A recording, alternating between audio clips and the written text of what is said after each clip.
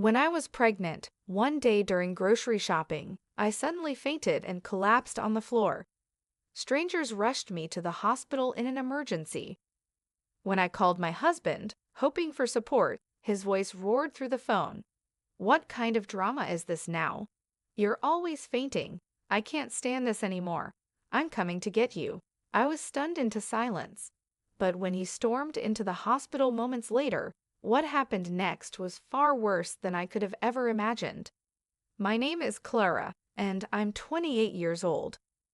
My life took a dramatic turn during what should have been the happiest time, preparing to welcome my first child.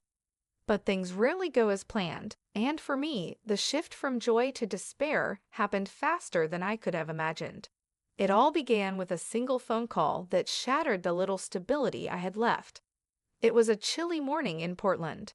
I lay in a hospital bed, exhausted and drained, the rhythmic beep of the heart monitor echoing in the background. Just the day before, I had collapsed in a grocery store, overwhelmed by the weight of everything on my shoulders.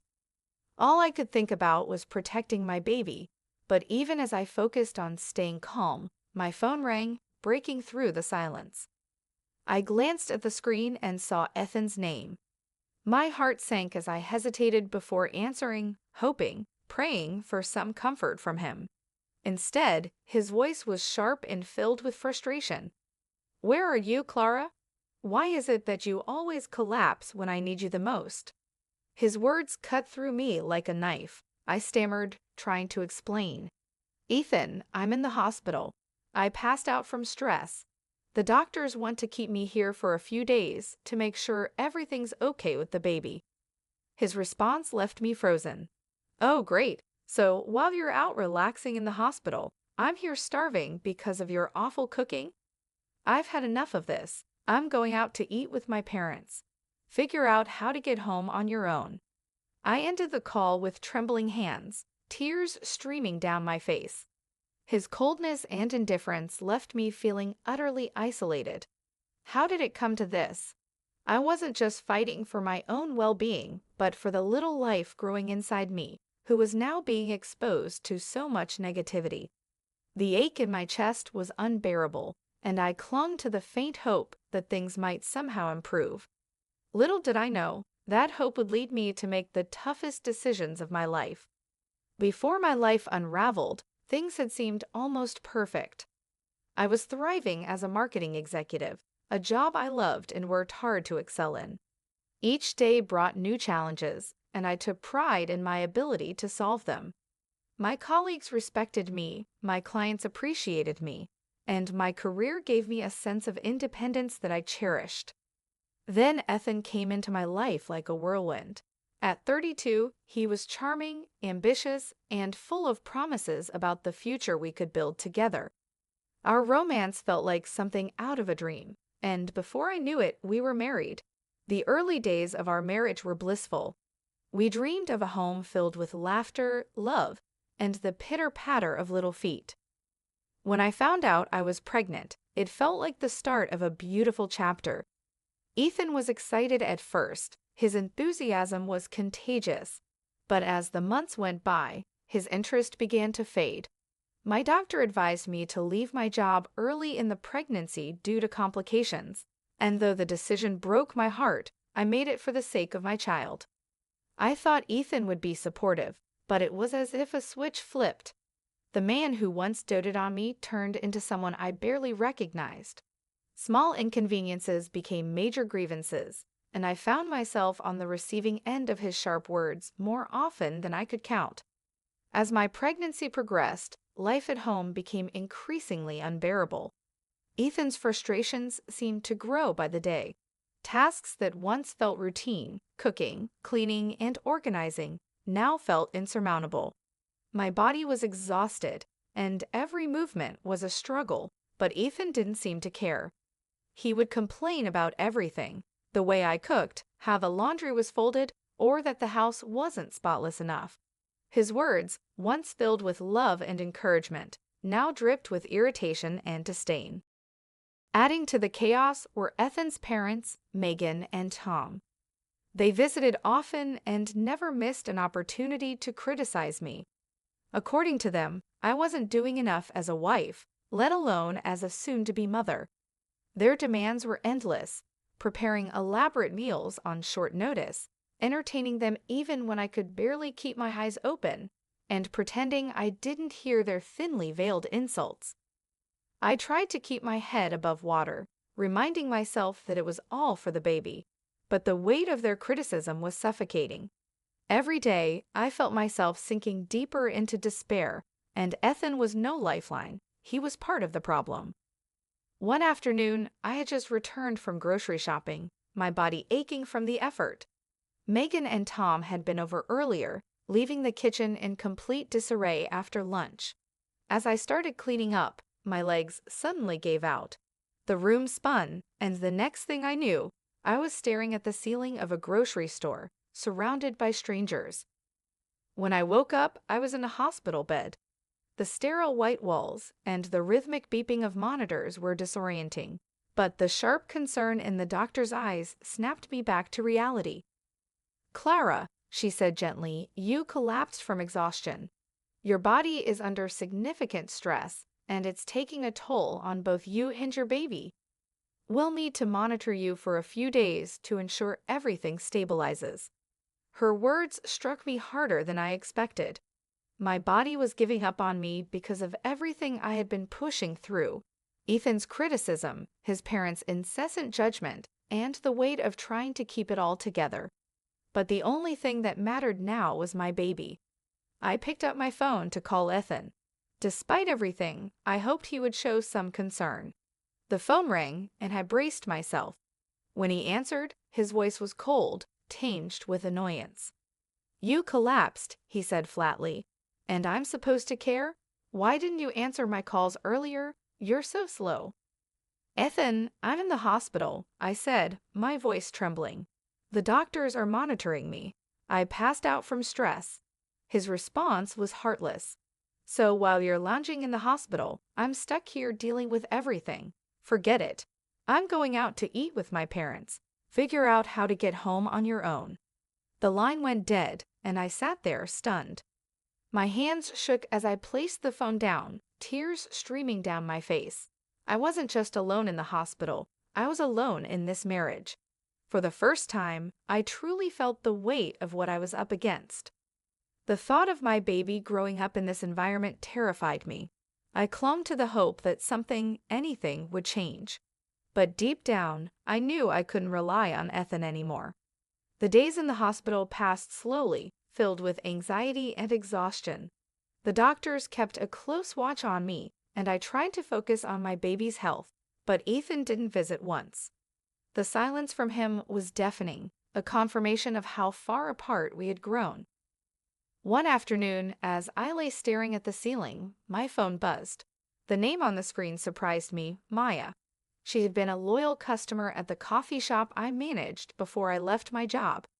We had grown close, but after I left work, we'd lost touch. "Hi, Clara. I heard what's been going on, and I wanted to check in on you," Maya said, her voice warm and genuine. Hearing her kindness brought tears to my eyes. "It's been hard," I admitted, my voice breaking.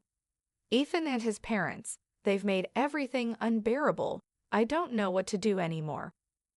Maya listened patiently, then said something that left me speechless. "Clara, I have a vacant apartment in Bend.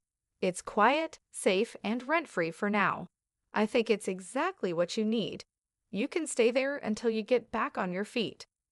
For a moment, I couldn't respond. Relief and gratitude washed over me in waves. "Maya, I don't know what to say. Thank you. I didn't even know you knew what I was going through." "You've always been kind to me, Clara," she replied softly. "It's the least I can do.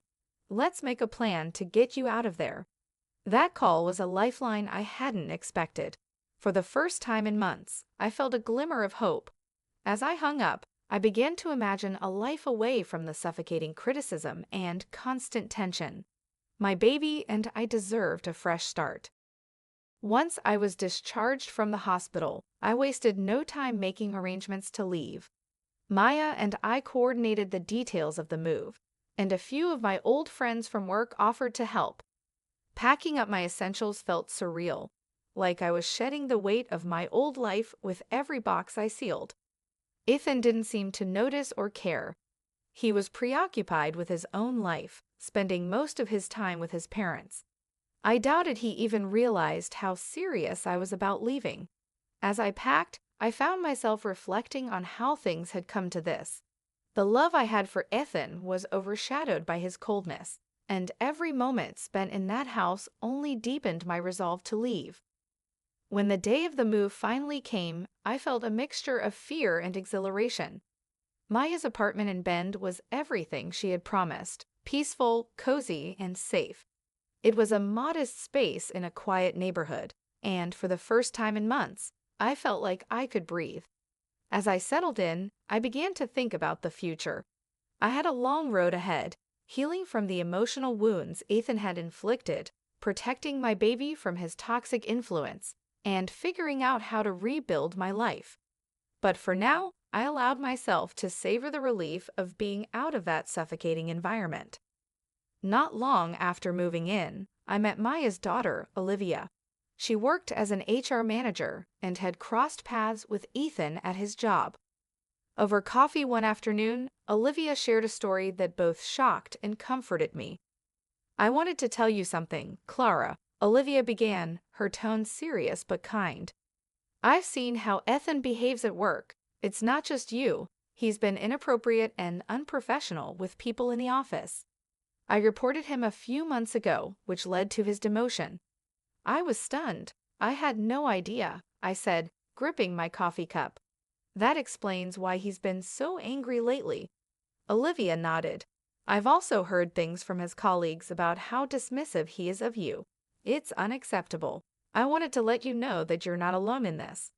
Her words were a balm to my soul. For so long, I had felt isolated, but here was someone who not only understood my situation, but had also taken steps to hold Ethan accountable. Olivia's support gave me a newfound sense of strength. "I don't know how to thank you," I said, my voice thick with emotion. "You don't have to thank me," she replied. "You just focus on taking care of yourself and that baby. If you ever need anything, I'm here." Her kindness and willingness to stand by me became a turning point.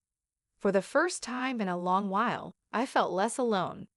As I began to adjust to my new life in Bend, the shadows of my past still loomed large. Ethan's absence in my life was a relief, but his presence lingered in other ways. He began calling and messaging me relentlessly, alternating between anger and regret. Some days he would berate me for leaving, accusing me of abandoning our family. Other days he would beg for forgiveness, promising to change.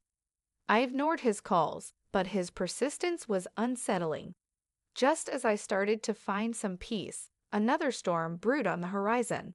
Olivia called me one afternoon, her tone serious.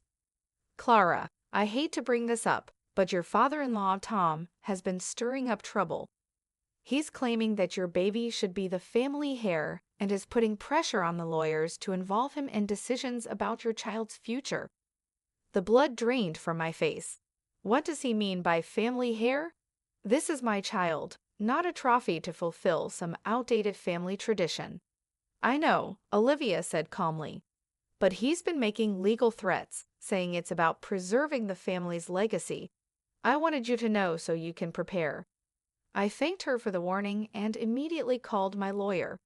The idea of Ethan's father trying to stake a claim over my baby was infuriating.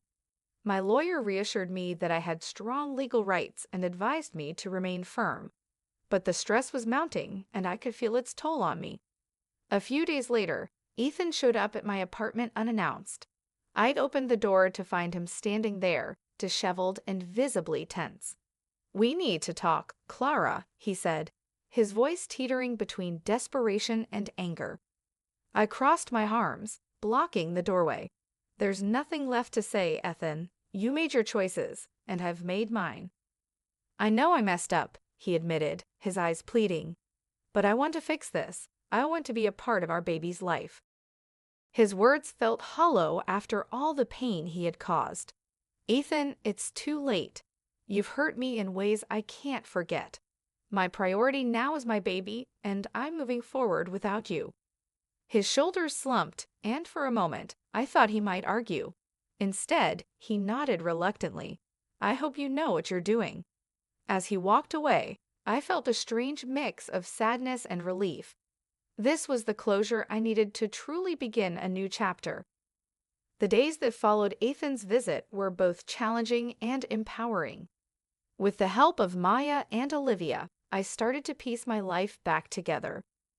Maya's unwavering kindness and Olivia's steady friendship became the foundation of my new normal.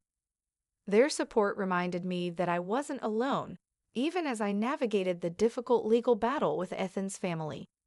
Olivia, in particular, became my confidant. One evening over dinner, she brought up an important question. "Clara, have you thought about what you want to do once the baby is born? I mean, long-term plans for you and your little one."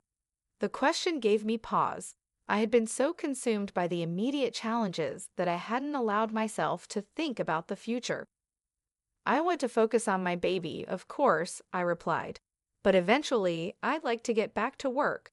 I miss the independence and purpose it gave me." Olivia nodded thoughtfully. "That makes sense. It's important to have a plan, even if it's just a rough idea.